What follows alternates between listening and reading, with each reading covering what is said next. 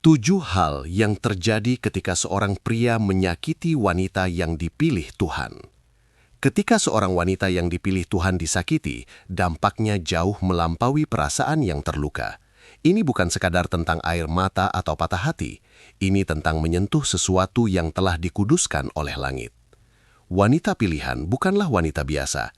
Ia membawa janji, tujuan, pengurapan, dan kepekaan rohani yang tajam.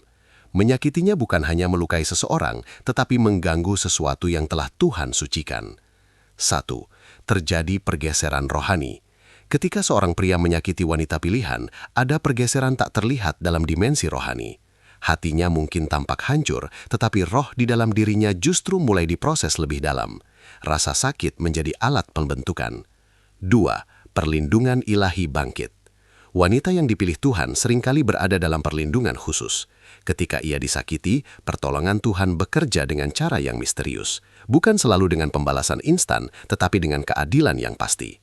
3. Rasa bersalah yang menghantui. Pria yang melukai bisa saja merasa menang sesaat. Namun waktu memiliki caranya sendiri untuk membangkitkan kesadaran. Hati nurani tidak mudah diam ketika telah menyentuh sesuatu yang sakral. 4. Pintu berkat bisa tertutup. Seringkali, tanpa disadari, melukai seseorang yang membawa tujuan ilahi dapat menghambat aliran berkat dalam hidup.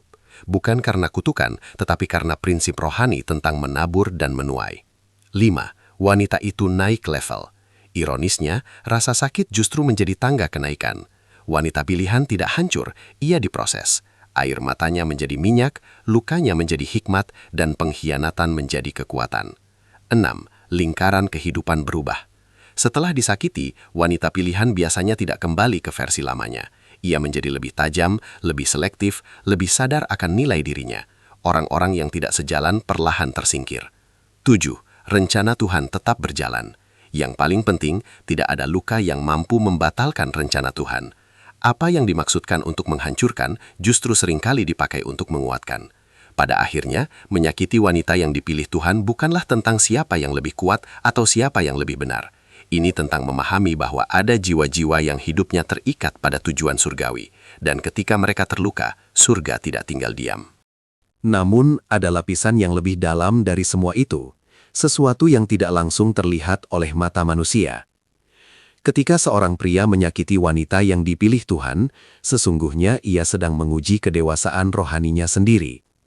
Sebab wanita pilihan tidak diizinkan hancur sembarangan. Ia mungkin terjatuh, tetapi tidak akan dibiarkan tergeletak terlalu lama. Ada tangan tak terlihat yang menopangnya saat ia hampir menyerah.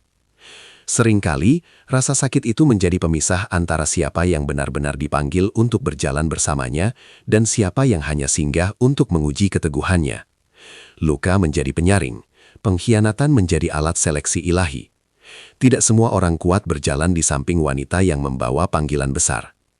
Lebih jauh lagi, ketika seorang pria melukai wanita pilihan, ia mungkin tidak sadar bahwa ia sedang menolak kesempatan yang sangat langka. Wanita seperti ini bukan hanya pasangan, ia adalah penolong yang membawa percepatan, pendorong visi, dan penjaga api rohani. Menyakitinya bisa berarti melepaskan bantuan yang telah Tuhan siapkan untuk memperluas hidupnya sendiri. Sementara itu, dalam keheningan malam, wanita pilihan sering mengalami transformasi paling kuatnya. Air mata yang jatuh bukan tanda kelemahan, melainkan baptisan kedewasaan. Ia belajar bahwa validasi tidak datang dari manusia, tetapi dari Tuhan yang memanggilnya. Ia mulai menyadari bahwa nilainya tidak pernah ditentukan oleh bagaimana seseorang memperlakukannya. Ada juga hukum rohani tentang kehormatan. Ketika seseorang gagal menghormati apa yang Tuhan hormati, konsekuensinya bukan selalu dramatis, tetapi pasti. Bisa berupa kehilangan damai, arah hidup yang membingungkan, atau hubungan-hubungan lain yang terasa tidak pernah utuh. Hidup terasa seperti berjalan tanpa kejelasan. Sebaliknya, wanita yang disakiti akan menemukan bahwa rasa sakitnya menjadi bahan bakar. Ia tidak lagi mencintai dengan naif, tetapi dengan hikmat. Ia tidak lagi berharap sembarangan, tetapi berdoa dengan lebih dalam. Standarnya naik, visinya diperjelas, dan batasannya diperkuat. Pada akhirnya, menyakiti wanita pilihan Tuhan bukan sekedar tindakan emosional, itu adalah keputusan yang membawa gema panjang. Karena wanita seperti ini tidak hanya hidup untuk dirinya sendiri, ia hidup membawa mandat, membawa terang, membawa generasi. Dan ketika ia terluka, surga bekerja diam-diam, bukan hanya untuk memulihkannya, tetapi untuk mengangkatnya lebih tinggi dari sebelumnya. Lebih dalam lagi, ada misteri tentang bagaimana Tuhan bekerja melalui luka. Wanita yang dipilih seringkali tidak langsung memahami mengapa ia harus melalui pengkhianatan, penolakan, atau perlakuan yang meremehkan. Namun seiring waktu, ia akan melihat bahwa setiap kepedihan adalah ruang latihan bagi keteguhan jiwanya. Ketika seorang pria menyakitinya, mungkin ia berpikir bahwa ia telah mematahkan semangatnya, padahal yang terjadi justru sebaliknya. Di balik diamnya ada percakapan sunyi antara hatinya dan Tuhan. Di balik air matanya ada penyelarasan ulang arah hidup. Ia mulai bertanya bukan lagi mengapa aku disakiti, tetapi apa yang sedang Tuhan bentuk dalam diriku. Dan di sanalah transformasi sejati dimulai. Wanita pilihan tidak dibiarkan tenggelam dalam kepahitan. Jika ia benar-benar menyerahkan lukanya kepada Tuhan, rasa sakit itu dimurnikan menjadi kepekaan. Ia menjadi lebih peka terhadap tanda-tanda, lebih bijaksana membaca karakter, dan lebih tenang dalam mengambil keputusan. Ia tidak lagi digerakkan oleh emosi sesaat, melainkan oleh intuisi rohani yang tajam. Sementara itu, pria yang menyakiti mungkin melanjutkan hidupnya seolah tidak terjadi apa-apa. Namun ada prinsip ilahi yang tidak pernah gagal.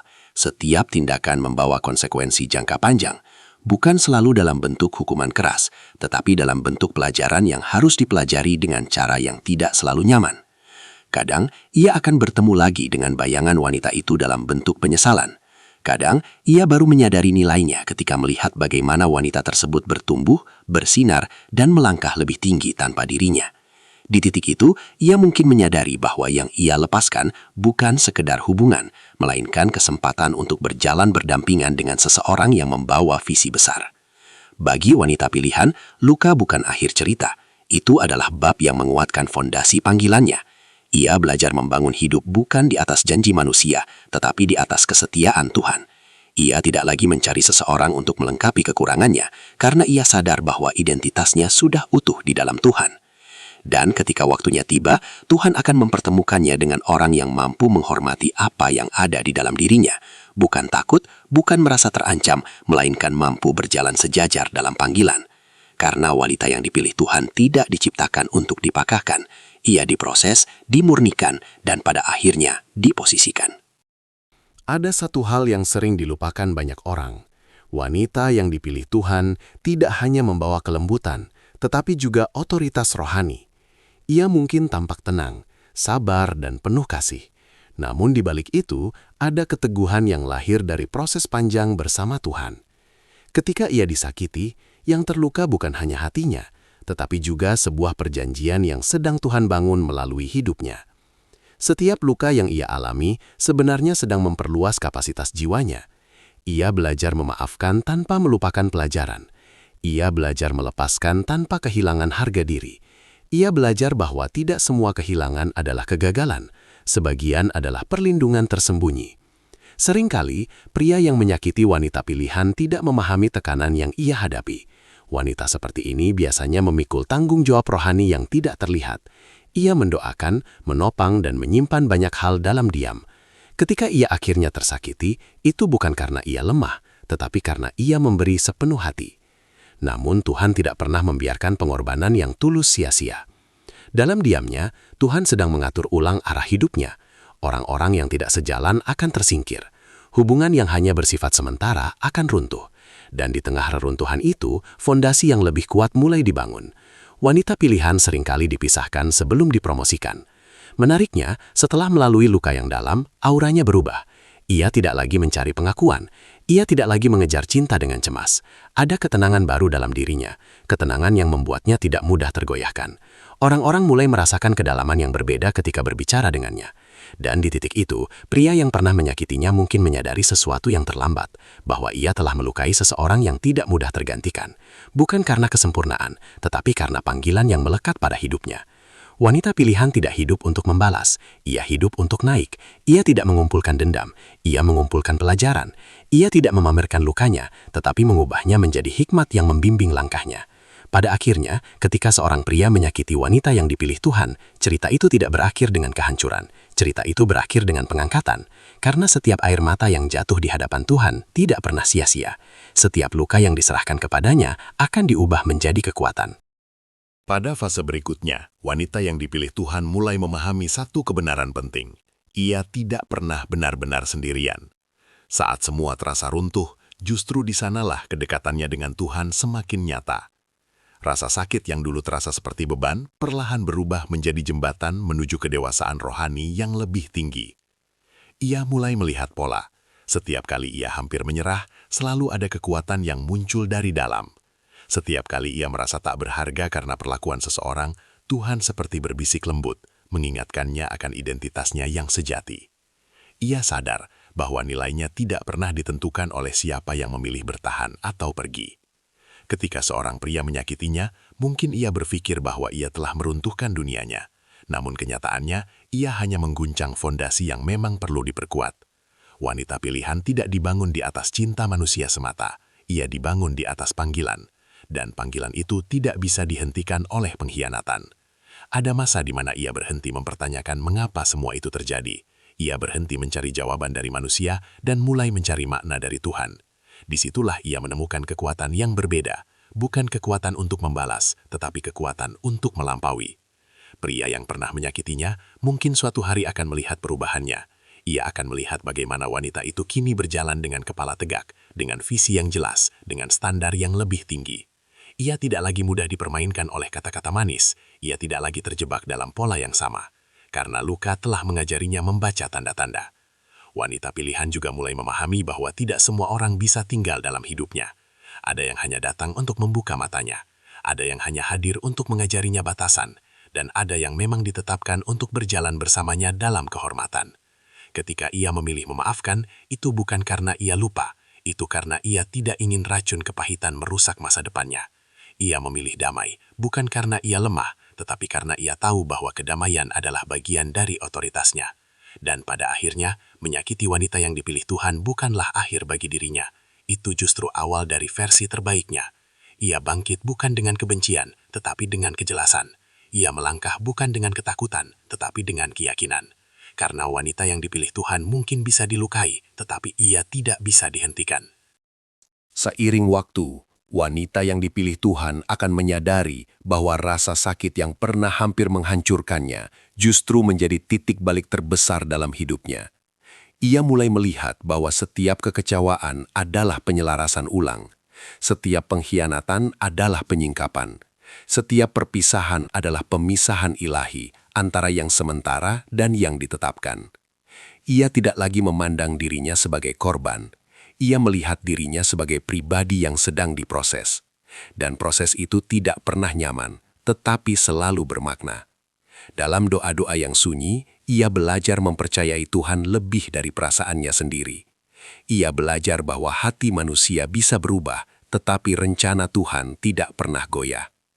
Ada fase di mana ia menjadi lebih diam, bukan karena ia lemah, tetapi karena ia sedang membangun kembali dirinya dari dalam.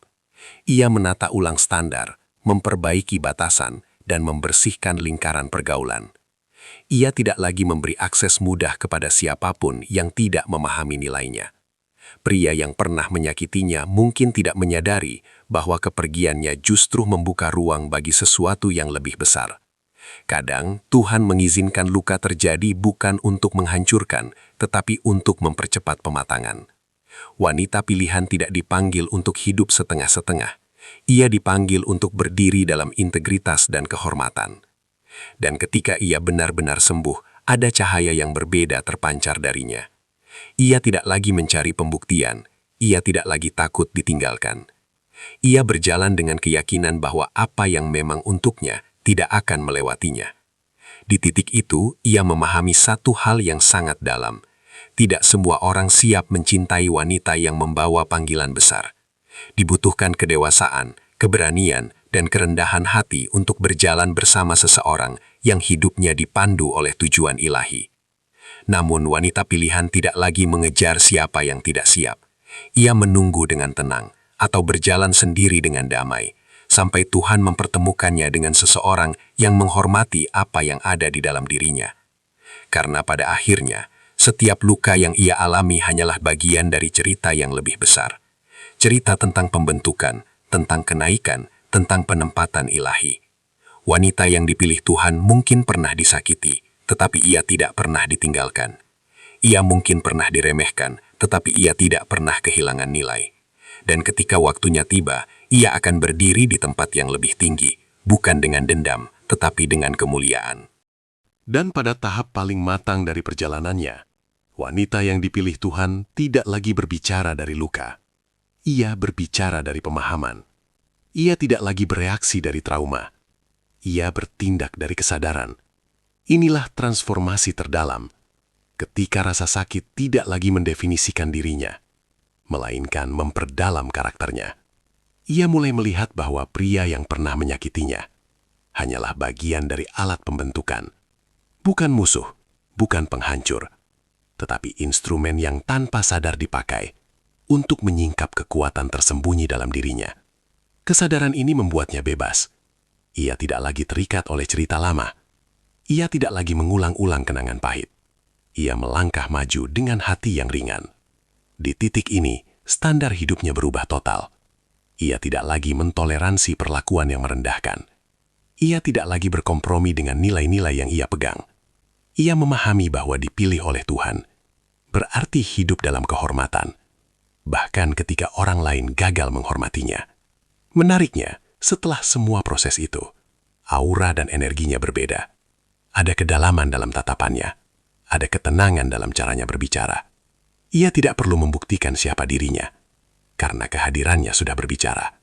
Orang-orang yang sensitif secara rohani dapat merasakan otoritas lembut yang ia bawa. Sementara itu, pria yang pernah menyakitinya mungkin akan melihat dari kejauhan bagaimana ia bertumbuh.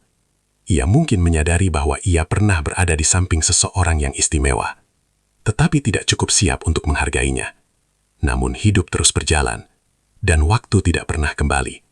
Bagi wanita pilihan, tidak ada lagi ruang untuk penyesalan. Ia tidak membuang energi untuk membayangkan seandainya. Ia tahu bahwa apa yang pergi memang bukan bagian dari musim berikutnya dalam hidupnya. Ia percaya bahwa Tuhan menutup pintu tertentu, karena ia sedang menyiapkan gerbang yang lebih besar. Pada akhirnya, kisah ini bukan tentang pria yang menyakiti. Ini tentang wanita yang bangkit. Ini tentang bagaimana Tuhan mampu mengubah luka menjadi kepemimpinan, air mata menjadi pengurapan, dan pengkhianatan menjadi kebijaksanaan.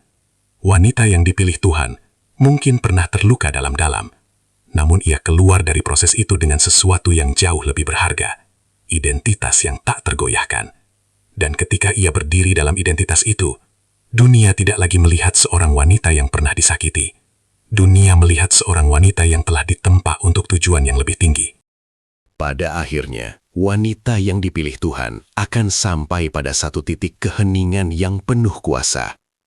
Ia tidak lagi merasa perlu menjelaskan dirinya kepada siapapun. Ia tidak lagi terguncang oleh opini, penolakan, atau kehilangan. Ia telah melewati api, dan api itu tidak menghancurkannya, melainkan memurnikannya. Ia memahami bahwa setiap luka memiliki pesan, setiap perpisahan membawa arah, dan setiap pengkhianatan membuka tabir tentang siapa yang benar-benar sejalan dengan panggilannya. Dari sana, ia hidup dengan kesadaran yang lebih tinggi. Ia tidak lagi mencintai secara sembarangan, tetapi dengan kebijaksanaan. Ia tidak lagi membuka hati tanpa doa, tetapi dengan penyaringan yang matang. Ada kekuatan dalam dirinya yang tidak lagi bergantung pada siapa yang tinggal atau pergi. Ia tahu bahwa Tuhan adalah sumbernya. Jika seseorang meninggalkannya, ia tidak kehilangan dirinya. Jika seseorang meremehkannya, nilainya tidak berkurang. Ia berdiri di atas keyakinan bahwa identitasnya aman di tangan Tuhan. Dan disitulah letak perbedaan terbesar. Wanita yang pernah disakiti bisa saja berubah menjadi pahit, tetapi wanita yang dipilih Tuhan berubah menjadi kuat. Ia tidak menyimpan dendam karena ia tahu dendam hanya mengikat dirinya pada masa lalu. Ia memilih mengampuni, bukan demi orang yang menyakitinya, tetapi demi kebebasan jiwanya sendiri. Menariknya, setelah ia benar-benar sembuh, hidup mulai menunjukkan pola yang berbeda. Peluang baru muncul, lingkungan baru terbuka. Orang-orang yang lebih selaras dengan visinya mulai hadir. Ia menyadari bahwa Tuhan tidak pernah mengambil tanpa mengganti dengan sesuatu yang lebih tepat. Dan ketika suatu hari ia kembali mencintai, itu bukan dari kekosongan, tetapi dari kelimpahan. Ia tidak mencari seseorang untuk menyelamatkannya. Ia mencari seseorang yang siap berjalan bersamanya dalam misi dan kehormatan. Kisah tentang pria yang menyakiti mungkin pernah terasa seperti bab tergelap dalam hidupnya. Namun kini ia melihatnya sebagai halaman yang diperlukan dalam buku takdirnya. Tanpa bab itu, ia tidak akan menjadi sekuat ini. Tanpa luka itu, ia tidak akan sedewasa ini. Karena wanita yang dipilih Tuhan mungkin pernah patah, tetapi ia tidak pernah gagal. Ia mungkin pernah jatuh, tetapi ia selalu bangkit. Dan ketika ia berdiri kembali, ia bukan hanya pulih, ia telah diposisikan untuk sesuatu yang lebih besar daripada yang pernah ia bayangkan.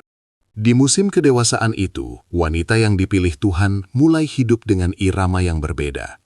Ia tidak lagi tergesa-gesa membuktikan apapun. Ia memahami bahwa waktu Tuhan tidak pernah salah alamat. Apa yang ditahan ada alasannya. Apa yang dilepaskan ada tujuannya.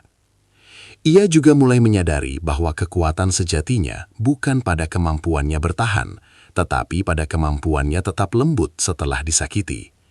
Dunia mungkin mengajarkan untuk menjadi keras agar tidak terluka lagi, namun ia memilih menjadi bijaksana tanpa kehilangan hati yang penuh kasih. Itulah tanda kedewasaan rohani, kuat tanpa menjadi dingin. Pria yang pernah menyakitinya mungkin tidak pernah sepenuhnya memahami dampak dari tindakannya, namun wanita pilihan tidak lagi menunggu pengakuan atau permintaan maaf untuk sembuh. Ia menyerahkan semuanya kepada Tuhan. Ia tahu bahwa keadilan ilahi tidak selalu terlihat cepat, tetapi selalu tepat. Dan semakin ia berjalan dalam panggilannya, semakin jelas bahwa luka itu hanyalah gerbang. Gerbang menuju pengenalan diri yang lebih dalam, gerbang menuju hubungan yang lebih intim dengan Tuhan, gerbang menuju standar hidup yang lebih tinggi. Ia kini tidak lagi tertarik pada hubungan yang hanya didasarkan pada emosi sesaat. Ia mencari keselarasan visi, kedalaman iman, dan integritas karakter.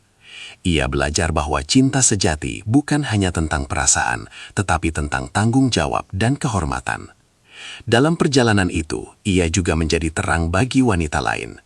Tanpa banyak kata, kisahnya menginspirasi. Ketegarannya menjadi bukti bahwa seseorang bisa melewati luka tanpa kehilangan jati diri. Ia menjadi contoh bahwa disakiti bukan akhir dari nilai seseorang. Pada akhirnya, menyakiti wanita yang dipilih Tuhan tidak pernah mampu menghentikan rencananya. Jika sesuatu, itu justru memperjelas siapa yang layak berjalan di sampingnya dan siapa yang hanya bagian dari musim sementara. Dan wanita itu kini berjalan dengan keyakinan yang tidak bisa diguncang. Ia tahu siapa dirinya, ia tahu siapa yang memanggilnya, ia tahu kemana ia sedang diarahkan. Ia tidak lagi melihat masa lalunya sebagai tragedi, tetapi sebagai fondasi. Ia tidak lagi mengingat dirinya sebagai korban, tetapi sebagai pemenang proses. Karena wanita yang dipilih Tuhan mungkin pernah dirukai oleh manusia, tetapi ia selalu dipelihara oleh Tuhan. Dan pada akhirnya, itulah yang menentukan segalanya. Dan ketika semua musim itu telah ia lewati, wanita yang dipilih Tuhan mulai hidup bukan lagi dari reaksi, melainkan dari wahyu. Ia tidak lagi digerakkan oleh rasa takut kehilangan, tetapi oleh keyakinan akan arah ilahi. Ia tahu bahwa apapun yang Tuhan izinkan terjadi, selalu memiliki peran dalam membentuk kapasitasnya. Ia kini memahami bahwa tidak semua luka harus diceritakan, tidak semua air mata harus dijelaskan. Ada bagian-bagian dari perjalanannya yang hanya ia dan Tuhan yang tahu. Di sanalah kedalaman itu lahir. Di sanalah keintiman rohani bertumbuh. Pria yang pernah menyakitinya mungkin menjadi bagian dari masa lalu yang semakin samar. Bukan karena ia melupakan, tetapi karena ia telah sembuh sepenuhnya. Luka itu tidak lagi memiliki suara. Ia tidak lagi memicu emosi. Ia hanya menjadi pengingat bahwa ia pernah diuji, dan ia lulus. Wanita pilihan tidak menjadi lebih kecil karena disakiti. Justru kapasitasnya membesar. Ia kini mampu membedakan antara cinta yang tulus dan perhatian yang dangkal. Ia tidak lagi tertipu oleh potensi, ia melihat konsistensi. Ia tidak lagi terpesona oleh kata-kata, ia memperhatikan tindakan. Dan di tengah semua itu ia semakin teguh dalam panggilannya. Ia tidak lagi mencari posisi, ia memahami bahwa penempatan datang dari Tuhan. Ia tidak lagi mengejar pengakuan, ia tahu bahwa kehormatan sejati datang dari karakter. Menariknya, setelah ia benar-benar berdamai dengan masa lalunya, hatinya menjadi lebih lapang. Ia bisa mendoakan tanpa dendam, ia bisa mengingat tanpa luka, ia bisa melangkah tanpa beban. Itulah kebebasan sejati. Pada akhirnya, kisah tentang seorang pria yang menyakiti wanita pilihan Tuhan hanyalah bagian kecil dari narasi yang jauh lebih besar. Narasi tentang bagaimana Tuhan membentuk, memurnikan, dan memposisikan seseorang untuk tujuan yang lebih tinggi. Wanita itu kini berdiri bukan sebagai seseorang yang pernah hancur, tetapi sebagai seseorang yang telah ditempa. Ia tidak lagi rapuh oleh opini, ia tidak lagi goyah oleh penolakan. Ia tahu bahwa nilai dirinya tidak pernah bergantung pada bagaimana seseorang memperlakukannya. Karena yang menentukan hidupnya bukan luka yang ia alami, tetapi tangan Tuhan yang memegangnya. Dan ketika ia melangkah ke masa depan, ia tidak membawa kepahitan, ia membawa kebijaksanaan. Ia tidak membawa trauma, ia membawa otoritas. Wanita yang dipilih Tuhan mungkin pernah disakiti, tetapi ia selalu berakhir diposisikan lebih tinggi dari sebelumnya. Pada titik tertinggi dari kedewasaan itu, wanita yang dipilih Tuhan mulai hidup dengan kesadaran penuh akan identitasnya. Ia tidak lagi mempertanyakan mengapa ia berbeda. Ia tidak lagi merasa aneh karena standar dan kedalamannya tidak mudah dipahami. Ia menerima bahwa dipilih berarti tidak selalu dimengerti.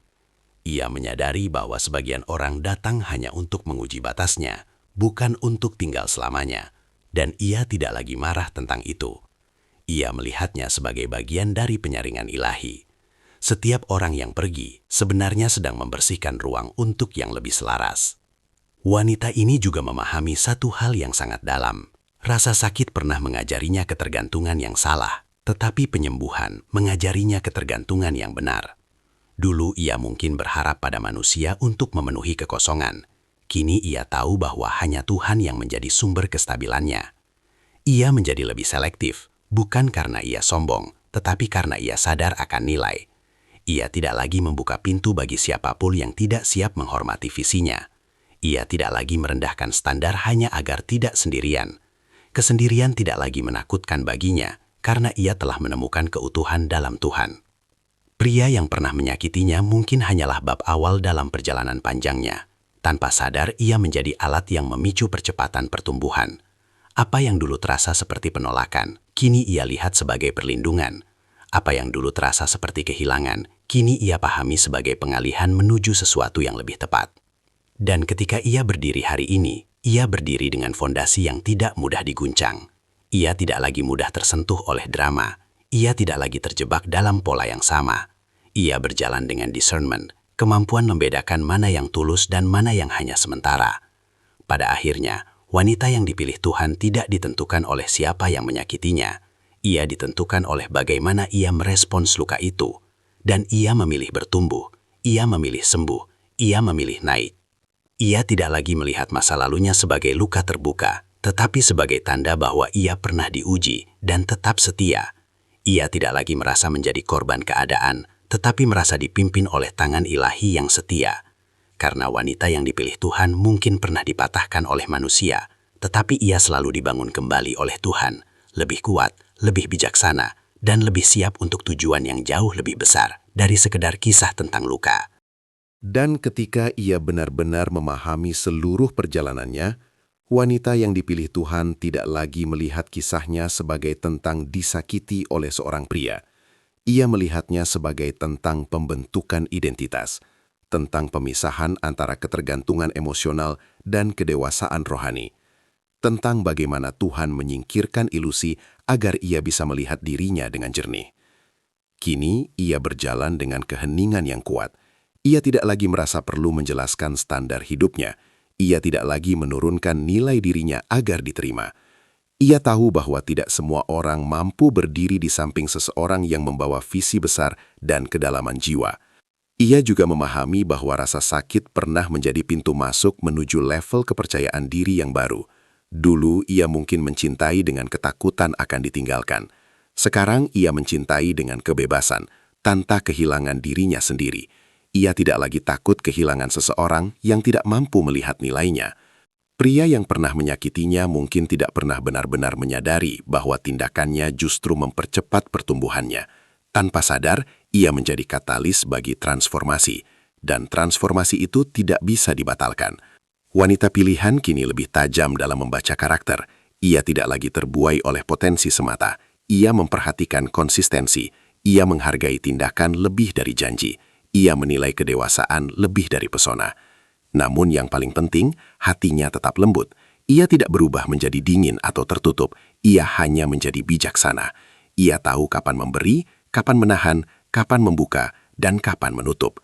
Pada akhirnya, kisah ini bukan tentang hukuman bagi pria yang menyakiti. Ini tentang konsekuensi alami dari menyentuh sesuatu yang Tuhan sedang bentuk dengan serius.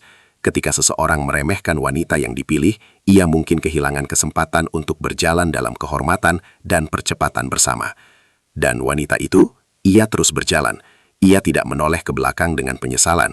Ia tidak menyimpan cerita lama sebagai identitas. Ia menyimpannya sebagai pelajaran. Ia melangkah maju dengan keyakinan bahwa setiap musim yang Tuhan izinkan memiliki tujuan. Karena wanita yang dipilih Tuhan tidak diciptakan untuk berhenti pada luka.